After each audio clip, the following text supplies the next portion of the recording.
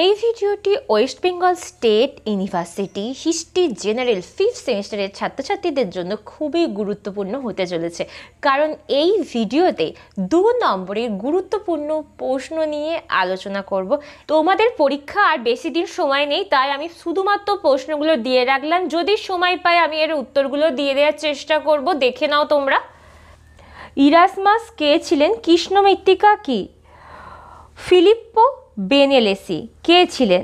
পেট্রাক বিখ্যাত কেন? দান্তে কে ছিলেন? লিওনার্দো দা ভিঞ্চির 2টি বিখ্যাত সিস্টেমে তার অঙ্কিত 2টি চিত্রের নাম লিখতে হবে। কে বলেছিলেন মানুষই সকল কিছুর মানদণ্ড? রেনেসাঁস চিত্রশিল্পের 2টি গুরুত্বপূর্ণ বৈশিষ্ট্য উল্লেখ করো। রেনেসাঁসের পিছনে মেদিচি পরিবারের ভূমিকা কী ছিল? মাইকেল অ্যাঞ্জেলোকে রেনেসাঁস মানব বলা হয় কেন? নিকোলো মেকিয়াভেলি কেন বিখ্যাত বা কে ছিলেন? দুভাবেই পড়ে রাখবে। আধুনিক বিজ্ঞানে গ্যালিলিওর ভূমিকা কী ছিল? ভূমিকার সঙ্গে সঙ্গে গ্যালিলিও কে ছিলেন অবশ্যই করবে। কোপার্নিকাস কে ছিলেন, বা এটাও ঘুরিয়েও দিতে পারে, কোপার্নিকাস কেন স্মরণীয় হয়ে আছেন? কেলভিন কে ছিলেন? মার্টিন লুথার কে ছিলেন?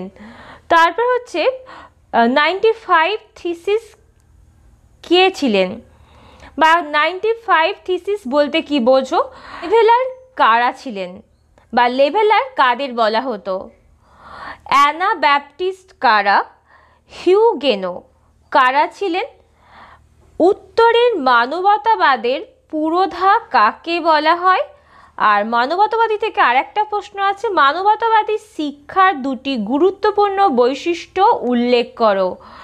তারপর হচ্ছে জুইং লি কে ছিলেন? শিল্প বিপ্লব প্রথম কবে কোথায় হয়েছিল? বা এটা দিতে পারে যে ইংল্যান্ডে শিল্প বিপ্লবের কারণ, প্রথম ইংল্যান্ডে শিল্প বিপ্লব গড়ে ওঠার কারণ কি? শিল্প বিপ্লবের 2টি প্রভাব, বা এটাও দিতে পারে শিল্প বিপ্লবের 2টি কারণ। দুটোই করে রাখবে। ইংল্যান্ডে এনক্লোজার আন্দোলন বলতে তুমি কি বোঝো? দেখো, তোমরা এই 25টা প্রশ্ন তো খুব ভালো করে করবে এবং কমন পাবেই। এর সঙ্গে সঙ্গে কিন্তু শুধু 25টা প্রশ্ন কিন্তু পড়ে যাবে না, তার পাশাপাশি তোমাদের স্যারেরা যে প্রশ্নগুলো করার কথা বলেছে সেগুলো কিন্তু একটু দেখে যেও। দেখা হচ্ছে নেক্সট ভিডিওতে। আর যারা এই পেপারের ক্ষেত্রে এখনো পর্যন্ত 5 ও 10 নম্বরের প্রশ্নের সাজেশন দেখুনি, অবশ্যই দেখে আসতে পারো। অলরেডি ভিডিও আপলোড হয়ে গেছে, দেখে নিতে পারো।